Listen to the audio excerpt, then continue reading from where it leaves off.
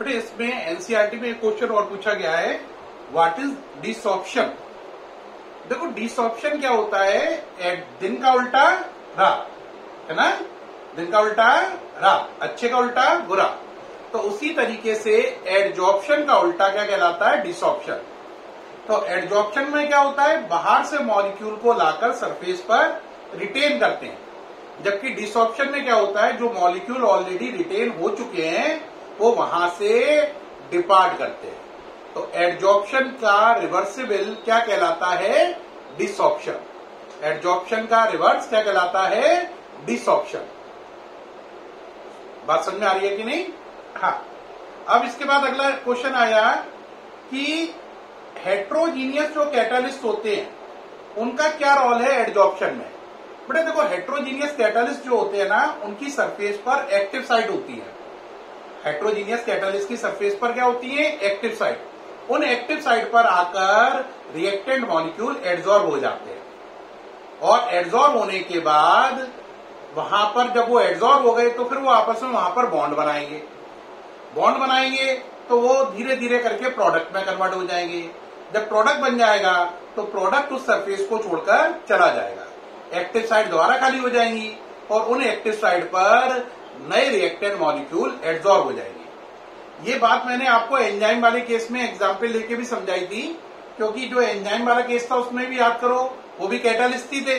तो उसमें मैंने बताया था E plus R E R, E R converted into EP, EP टूटकर E प्लस पी। तो एंजाइम की जगह थोड़ी देर के लिए हेट्रोजीनियस कैटालिस्ट मान लो, तो हेट्रोजीनियस कैटालिस्ट प्लस रिएक्टेंट, है ना, तो वही बन जाएगा ER। फिर उसके बाद रिएक्टेंट आपस में रिएक्शन करके क्या बना लेंगे, प्रोडक्ट। प्रोडक्ट बनने के बाद प्रोडक्ट कैटालिस्ट की सरफेस को छोड़कर चला जाएगा, और कैटालिस्ट नए रिएक्टेंट मॉलिक्यूल को एब्सॉर्ब कर लेगा। तो ये क्वेश्चन था कि हेट्रोजीनियस कैटालिस्ट कैसे होती है ना, उसकी मैकेनिज्म। तो ये बात मैंने बताई। Firstly catalyst absorb reactant molecule on its surface, है ना, then these reactant molecule react with each other to form product. After formation of product, catalyst and product detach, है ना, and this product departs and catalyst receive new reactant molecule. क्या बात समझ में आई।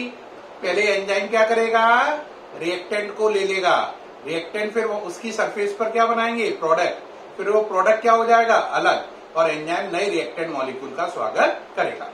ये है मैकेनिज्म हेट्रोजीनियस कैटालिसिस की।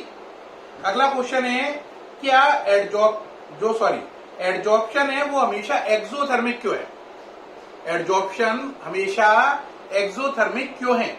बेटा एडजॉर्प्शन इसलिए एक्सोथर्मिक है क्योंकि एडजॉर्प्शन होने के दौरान बॉन्ड बनते हैं। क्या बनते हैं, बॉन्ड। देखो याद रखना, बॉन्ड बनेगी तो प्रोसेस हमेशा एक्सोथर्मिक होगी। अगर वीक बॉन्ड बनेंगे तो एनर्जी कम रिलीज होगी, स्ट्रॉन्ग बॉन्ड बनेंगे तो एनर्जी ज्यादा रिलीज होगी। तो एडजॉर्प्शन होने के दौरान हमेशा बॉन्ड फॉर्मेशन होता है, इसलिए ये एक्सोथर्मिक है। जब इसमें वीक बॉन्ड बनते हैं तो इसे फिजिकल एडजॉर्प्शन कहते हैं, एनर्जी कम रिलीज होती है। जब स्ट्रॉन्ग बॉन्ड बनते हैं तो इसे केमिकल एडजॉर्प्शन बोलते हैं, एनर्जी ज्यादा रिलीज होती है। ये बात मैंने आपको फिजिकल और केमिकल के एडजॉर्प्शन के डिफरेंसेस में भी बताई थी कि फिजिकल एडजॉर्प्शन में कम एनर्जी रिलीज होती है और केमिकल एडजॉर्प्शन में ज्यादा। अब इसमें अगला क्वेश्चन है नेक्स्ट, कि आप इस बात पे कमेंट करो कि कोलाइड एक सब्सटेंस नहीं है, एक स्टेट है। ये क्वेश्चन वेरी इंपॉर्टेंट है, बोर्ड में भी आ चुका है, ध्यान देने वाला है। क्या क्वेश्चन है, colloid is not a substance, it is a state. ये बात बिल्कुल सही है, कोलाइड कोई चीज का नाम नहीं है, ये एक कंडीशन है। क्यों, देखो अगर वही पार्टिकल डीपी के पार्टिकल का साइज 1 नैनोमीटर से भी लेस है, कितने से लेस है, किससे, 1 नैनोमीटर से भी, तो आप उसी चीज को ट्रू सॉल्यूशन कहते हैं, टीएस। लेकिन अगर डीपी पार्टिकल का साइज 1 से 1000 के बीच में है तो आप इसे बोल देते हो कोलाइडल सॉल्यूशन। और यही साइज अगर 1000 से भी ऊपर है तो आप इसे बोल देते हो सस्पेंशन। क्या बोल देते हो, सस्पेंशन। यानी कि कोलाइड कोई चीज है ये डिपेंड करता है डीपी पार्टिकल के साइज पर। अगर वही डीपी पार्टिकल का साइज 1 से 1000 है तो वही चीज कॉलाइड है। लेकिन अगर उन्हीं डीपी पार्टिकल का साइज यानी चीज वही रहे, बस डीपी पार्टिकल छोटे हो जाए, तो वो कॉलाइड से बदलकर ट्रू सॉल्यूशन बन जाएगा। और सारी चीज वही रहे, वही चीज रहे, बस डीपी पार्टिकल थोड़े बड़े साइज के हो जाएं, तो वही चीज बदलकर क्या हो जाएगी, सस्पेंशन। तो इससे साफ साबित होता है कि कॉलाइड कोई चीज का नाम नहीं है, बस ये एक ऐसी कंडीशन है, अवस्था है, जब डीपी पार्टिकल का साइज 1 से 1000 के बीच में होता है, 1 से 1000 नैनोमीटर के बीच में हो, तो उस अवस्था को ही कॉलॉइड कह देते हैं। तो कॉलॉइड कोई चीज का नाम नहीं है, ये एक ऐसी कंडीशन का नाम है जब डीपी पार्टिकल का साइज 1 से 1000 नैनोमीटर के बीच में होता है। और यही साइज कम होने पर कॉलॉइड, वही चीज कॉलॉइड की जगह ट्रू सॉल्यूशन, और बड़ा होने पर सस्पेंशन कहलाएगी। तो it is truly said colloid is not a substance but it is a state only. क्या पूरी बात समझ में आई? अब नेक्स्ट क्वेश्चन डिस्कस करेंगे। एक इसमें और क्वेश्चन है, इसमें क्वेश्चन पूछा गया है कि एक्सप्लेन व्हाट इज ऑब्जर्व। ये बताइए हमें क्या नजर आएगा। पहला, when a beam of light is pass through colloidal solution, जब लाइट की बीम को कॉलाइडल सॉल्यूशन में से पास किया जाए। प्यारे बच्चों, आप अच्छे से जानते हैं अगर लाइट की बीम को कॉलाइडल सॉल्यूशन में से पास करोगे तो क्या होगा, लाइट की स्कैटरिंग होगी। क्या होगी, लाइट की स्कैटरिंग होगी। और इस बात को हम लोग क्या बोलते हैं, टिंडल इफेक्ट। क्या बोलते हैं, टिंडल इफेक्ट। तो हमारा आंसर क्या होगा, जब लाइट बीम को कॉलाइडल सॉल्यूशन में पास करोगे तो स्कैटरिंग ऑफ लाइट होगी। इस फिनोमिना को टिंडल इफेक्ट कहेंगे। एक और क्वेश्चन है, an electrolyte NaCl is added to hydrated ferric oxide salt. वो कह रहा है अगर NaCl को फेरिक हाइड्रोक्साइड के कॉलाइडल सॉल्यूशन में मिलाएं तो क्या होगा। जरा सोचो, फेरिक हाइड्रोक्साइड क्या है, लायोफोबिक कॉलाइडल सॉल्यूशन। NaCl क्या है, इलेक्ट्रोलाइट। तो ये उसका क्या कर देगा, कोगुलेशन कर देगा। तो इसका आंसर है जब आप NaCl को FeOH होल थ्राइस के कॉलाइडल सॉल्यूशन में मिक्स करेंगे तो उसका कोगुलेशन हो जाएगा। अगला पार्ट है, इसमें क्या होगा अगर इलेक्ट्रिक करंट पास की जाए कॉलाइडल सॉल्यूशन में। इलेक्ट्रिक करंट पास करने का मतलब है, कॉलाइडल सॉल्यूशन में इलेक्ट्रिक करंट पास करोगे मतलब इलेक्ट्रिक फील्ड लगा दी। तो इलेक्ट्रिक फील्ड लगाओगे तो आपको मालूम ही है प्लस और माइनस दो पोल हो गए। तो अगर आप इलेक्ट्रिक फील्ड लगाएंगे तो अभी क्या होगा, कोगुलेशन होगा। क्या होगा, कोगुलेशन। कोगुलेशन क्यों होगा, क्योंकि प्लस माइनस की तरफ डीपी पार्टिकल पे अगर प्लस चार्ज है तो माइनस की तरफ अट्रैक्ट होगा, माइनस है तो प्लस की तरफ होगा। तो इस तरीके से कोगुलेशन अकर होगा। तो इसका आंसर है कोगुलेशन अकर होगा। अब इसमें एक क्वेश्चन और पूछा गया है कि ये बताइए कि इमल्शन के कुछ एग्जाम्पल दो। तो ये वाली बात मुझे लगा नहीं कि कोई अलग से बताने की जरूरत है। इमल्शन के एग्जाम्पल आपको मैंने बताए भी थे उस दिन। एक एग्जाम्पल क्या बताया था मैंने आपको, बताओ, मिल्क। याद आया, मिल्क किसका एग्जाम्पल था, ऑयल इन वाटर का। दूसरा कौन सा बताया था, बटर। तो इमल्शन के एग्जाम्पल मिल्क और बटर हो सकते हैं। Is it okay. एक क्वेश्चन और है कि फाइनली डिवाइडेड सब्सटेंस का एडजॉर्प्शन मोर इफेक्टिव होता है। यानी कि अगर चीज ज्यादा पिसी हुई हो तो एडजॉर्प्शन जल्दी क्यों होता है। बेटा सीधी सी बात है, तुमने देखा भी होगा कि अगर चीज को पीस दो तो एडजॉर्प्शन जल्दी क्यों हो रहा है। इसको एक एग्जांपल से समझो।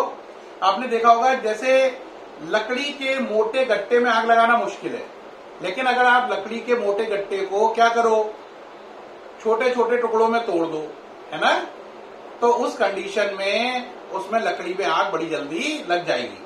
यानी मोटे गट्टे में आग लगाना मुश्किल है लेकिन टुकड़ों में आग लगाना आसान है। ऐसा क्यों हुआ, वही वाली बात ये क्वेश्चन में जो पूछी गई है कि फाइनली डिवाइडेड सब्सटेंस में एडजॉर्प्शन ज्यादा क्यों होता है। इसका कारण है जब हम किसी चीज को फाइनली डिवाइडेड करते हैं तो उसका सरफेस एरिया बढ़ जाता है। क्या बढ़ जाता है, सरफेस एरिया।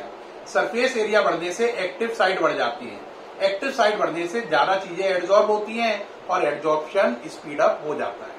तो हमारा आंसर है जितनी चीज पिसी हुई होगी, फाइनली डिवाइडेड होगी, उतना ही उसका सरफेस एरिया बढ़ जाएगा, और सरफेस एरिया बढ़ जाने से एक्टिव साइट बढ़ जाएंगी, और एक्टिव साइट बढ़ जाने से एडजॉर्प्शन जल्दी होगा। बेटे मैंने आज एनसीईआरटी फाइल के सारे इंपॉर्टेंट क्वेश्चन जो मुझे लगा कठिन है, जो आप मुझसे पूछ सकते हैं, उनके आंसर दिए मैंने।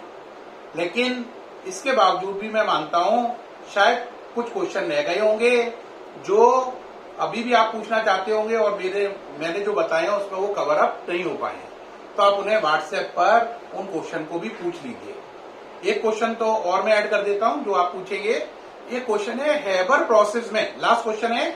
इसके बाद जो डाउट है वो आप अपने व्हाट्सएप पर पूछ लें, शायद ही एक दो डाउट बचेगा, या हो सकता है एक भी डाउट ना बचे।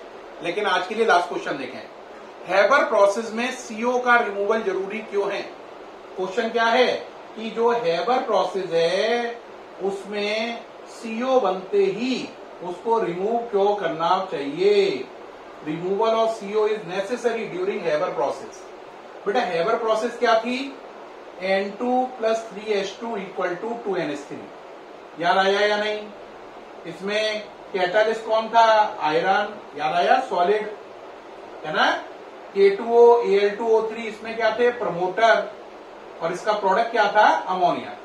हेबर प्रोसेस में ध्यान रखना सीओ बनती है। क्या बनती है? CO as a by product. CO क्या बनती है? मेन प्रोडक्ट नहीं, बाई प्रोडक्ट। मेन प्रोडक्ट तो अमोनिया है, नजर आ रहा है।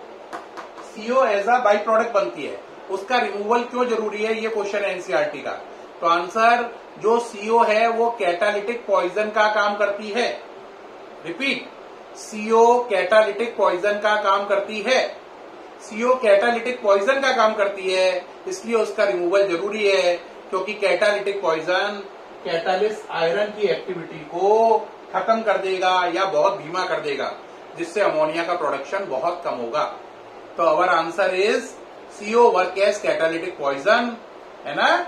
It can affect the activity of catalyst iron, that's why removal of CO is necessary in Haber process. क्या बच्चों आपको सारे डाउट क्लियर हुए? ये एनसीईआरटी फाइल कराने का आइडिया आपको कैसा लगा? इस पर जरूर कमेंट करें, और अगर अच्छा लगा हो तो कॉम्प्लीमेंट करें। कोई दिक्कत आई हो तो कमेंट भी जरूर करें, ठीक है। पिछले चैप्टर आइसोलेशन में मुझे लगा था कि एनसीईआरटी फाइल डिस्कस ना करना अच्छी बात नहीं रही, और मैंने बच्चों से बार बार कहा एनसीईआरटी के डाउट पूछो, तो बच्चों ने ज्यादा ध्यान नहीं दिया था। इसलिए सरफेस केमिस्ट्री में मैंने वो रिस्क नहीं लिया, और एनसीईआरटी क्वेश्चन आपके भरोसे नहीं छोड़े हैं। सारे इंपॉर्टेंट और कठिन एनसीईआरटी क्वेश्चन खुद ही बता दिए। इन एनसीईआरटी क्वेश्चन जो मैंने कठिन वाले बता दिए हैं और जो नोट्स बताए हैं, उसके बाद पूरी एनसीईआरटी की फाइल सॉल्व हो जाएगी 100%। फिर भी मैं मानता हूं एक आध बच्चा हो सकता है जिसे एक या दो क्वेश्चन में प्रॉब्लम आए, तो व्हाट्सएप पे अपने क्वेश्चन भेज दे, मैं उनके आंसर व्हाट्सएप पे ही दे दूंगा। कल से हम नया चैप्टर शुरू करेंगे, ठीक है प्यारे बच्चों। चैप्टर नेम रहेगा D and F block element. कौन सा कराएंगे? D and F block element, ठीक है। ओके बच्चों, बाय।